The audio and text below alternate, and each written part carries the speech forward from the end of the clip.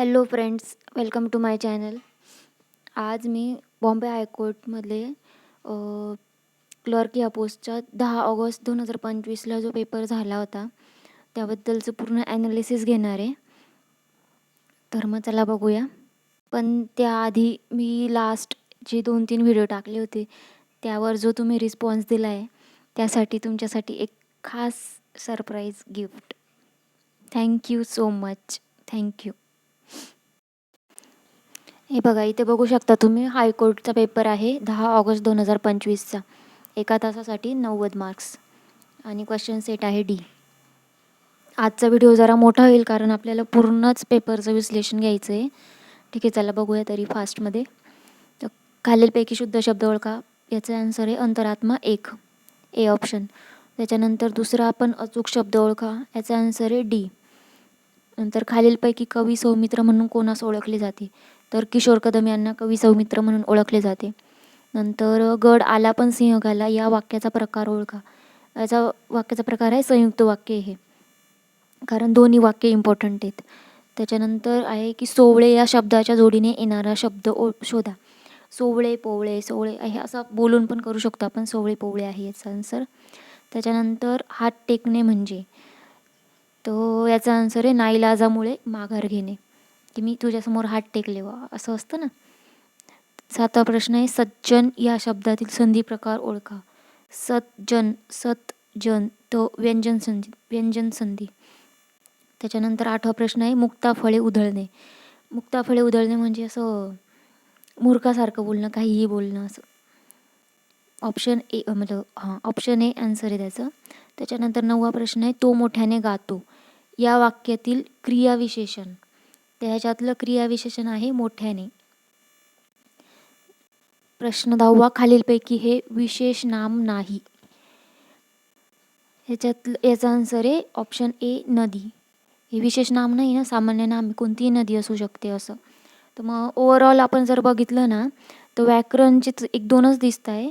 एखादा याचा आहे कवी आणि त्यांची टोपण नावं, लेखक त्यांची टोपण नावं, आणि बाकी तरी व्होकॅब्लरी जास्त आहे. त्याच्यामुळे मला तरी वाटतं त्याच्यावर पण तुम्ही जास्त फोकस करावा. आणि जर याचा जर विषय असेल ना तुम्हाला की कवी आणि त्यांची टोपण नावं, तर त्याच्यावर पण मी एक व्हिडिओ करून टाकेल वाटल्यास, आहे माझ्याकडे इन्फॉर्मेशन. नंतर इंग्लिशचे पण 20 प्रश्न असतात. तर इथे बघू शकता आपल्याला पॅसेज आहे. पॅसेजवरचे किती 5 प्रश्न आहे. आता मी एवढं काही घेत नाही पॅसेजचं, तर वाटत असेल तर तुम्ही हे बघू शकता, नंतर सॉल्व करून घ्या वाटल्यास. पण काय याच्यातूनच बघायचं असतं तर थोडं 5 मार्क तरी आपल्या हक्काचे आहेत. तर हे बघा, इथून 16पासून बघू आपण. Synonym of novice. नोविस म्हणजे बिगिनर असतं, सुरुवात, काय म्हणतात त्याला, स्टार्टर्ड किंवा हे नवशिका. त्याच्यानंतर 17वा आहे from the following synonym of pristine. प्रिस्टीनचं सिनोनिम काय? प्रिस्टीन म्हणजे एकदम क्लिअर कट असा, म्हणजे प्युअर. त्याचा आन्सर आहे बी, प्युअर. त्याच्यानंतर काय आहे appropriate word. 18 health is too important to be detested, deprived, neglected, none of this. याचा आन्सर आहे निग्लेक्टेड. निग्लेक्टेड म्हणजे असं असतं की जी गोष्ट इम्पॉर्टंट असते पण आपण त्याला इग्नोर करायचं नसतं असं.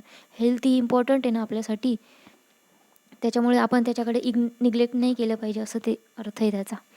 नंतर आहे the team work dash dash to complete the project on time. Quickly, carelessly, slowly, haphazardly. याचा आन्सर आहे क्विकली. म्हणजे फास्टपणे टीम काम करते ना प्रोजेक्टसाठी.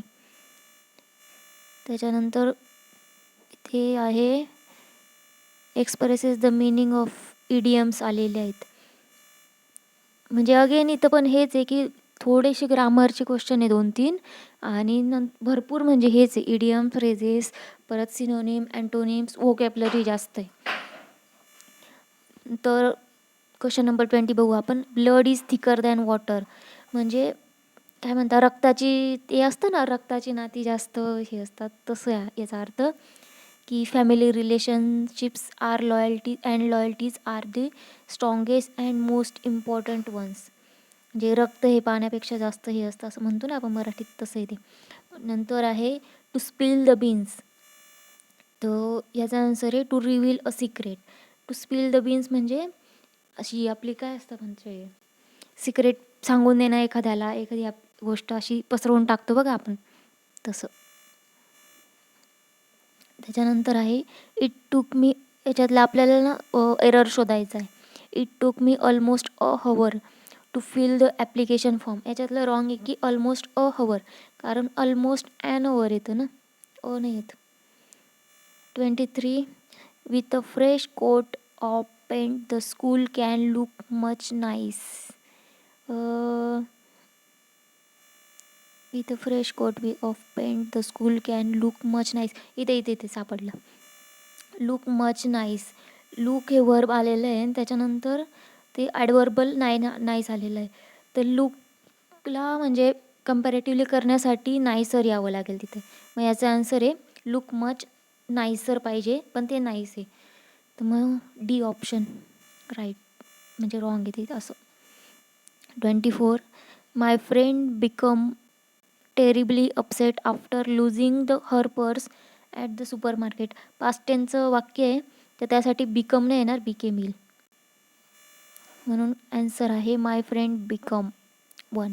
आपल्याला एरर काढायचा तर म्हणून ॲन्सर ते असं सांगते मी. त्याच्यानंतर काय करायचं, spelled correct word. Affidavit option number D, AFFIDAVIT हे आन्सर आहे. एंटरप्रेन्योर हे थोडं अवघड आहे, पण पाठच करून घ्यायची स्पेलिंग. याचा ऑप्शन नंबर आहे डी, ते राईट आहे त्याचं. नंतर 27 अपोजिट ऑफ प्रोफेशनल. प्रोफेशनल म्हणजे एकदम असं हे ना, एकदम तरबेज किंवा एकदम हे. त्याच्या अपोजिट काय येतं, अमॅच्युअर म्हणजे हौशी. अमॅच्युअर म्हणजे हौशी असतं, नवशिका हौशी असं. नोवाईस म्हणजे पण बिगिनर असतं तसं ते.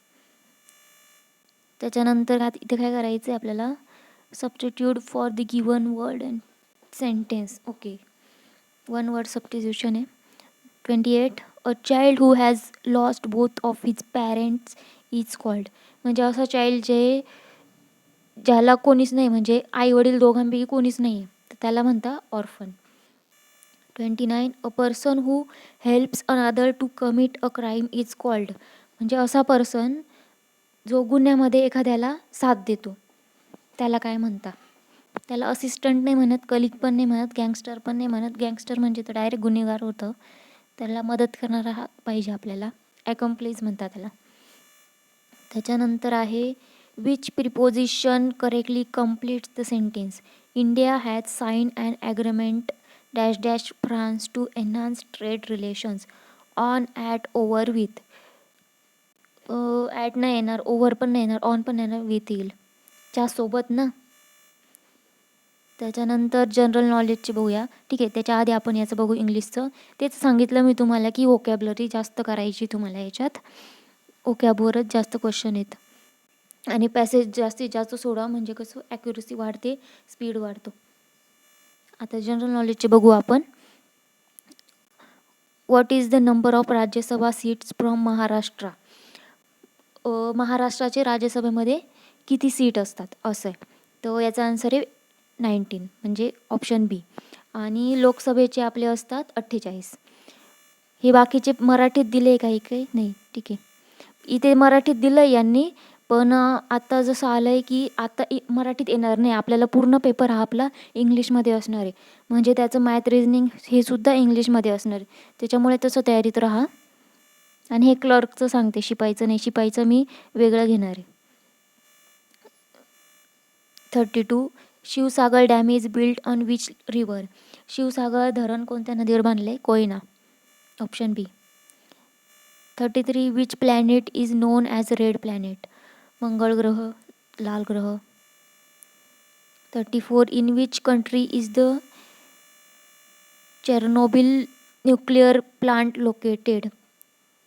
तर तो आहे युक्रेनमध्ये. Which is the second largest district in Maharashtra by land area, म्हणजे दुसऱ्या क्रमांकाची सर्वात मोठा जिल्हा. पहिला कोणता आहे? अहमदनगर. त्याच्यानंतर आहे पुणे.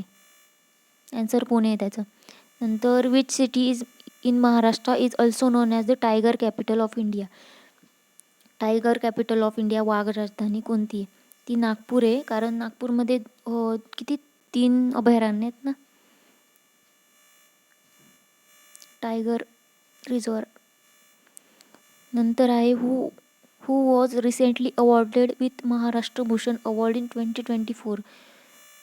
2024मध्ये महाराष्ट्र भूषण कोणाला मिळालं होतं, म्हणजे अवॉर्ड वगैरे करायचे तुम्हाला? राम सुतार याचा आन्सर आहे. आत्ताचा आला नाही अजून 2026चा. ठीक आहे, चला.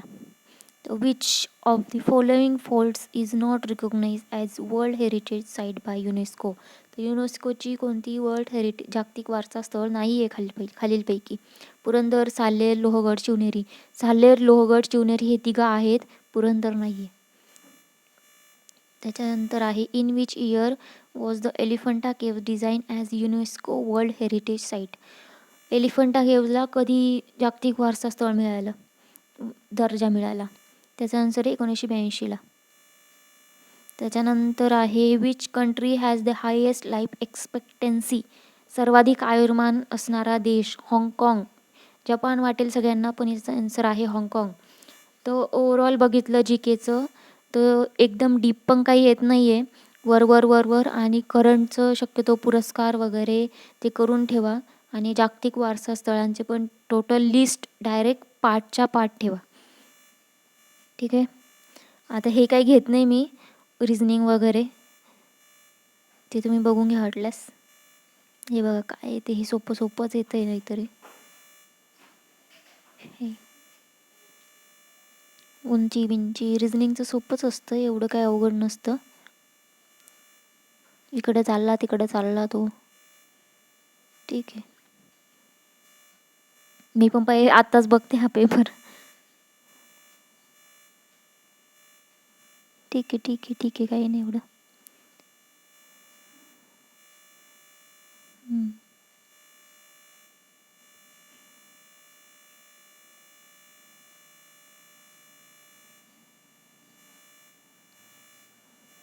हे तर करूच शकतो ना आपण.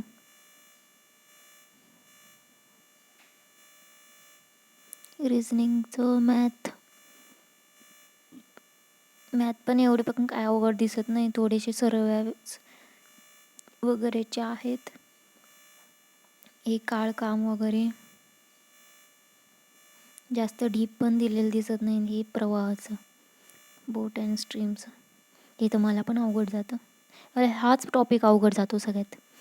कुठून करता येईल मला सांगा तुम्ही कमेंटमध्ये, कारण हाच एक टॉपिक म्हणजे का बरं काय माहिती, बाकी सगळं जमतं, ते काम काळ कुठलं काय सगळं येतं. हा पॉईंट आहे ना जो प्रवाहाचा, तोच असं गडबडून जातं माझं.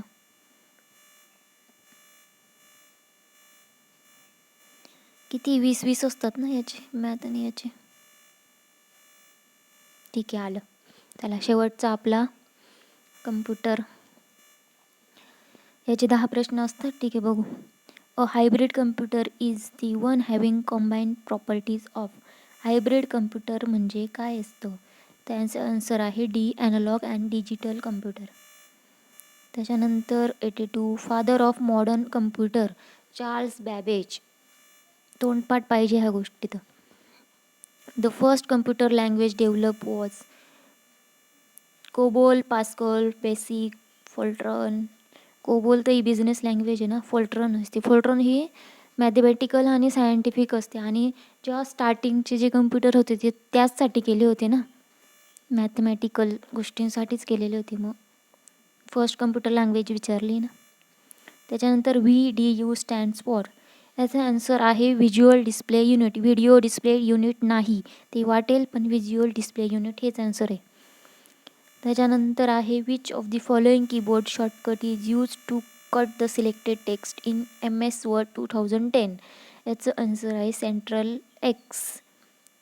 हे जर लक्षात राहत नसेल तर एक सोपी ट्रिक आहे, कट करायचं आहे ना, कट काय करतो आपण, एक्सला कट करतो असं. आणि त्याचं चिन्ह पण तसंच आहे ना, कटवालं, कट कट कैचीसारखं.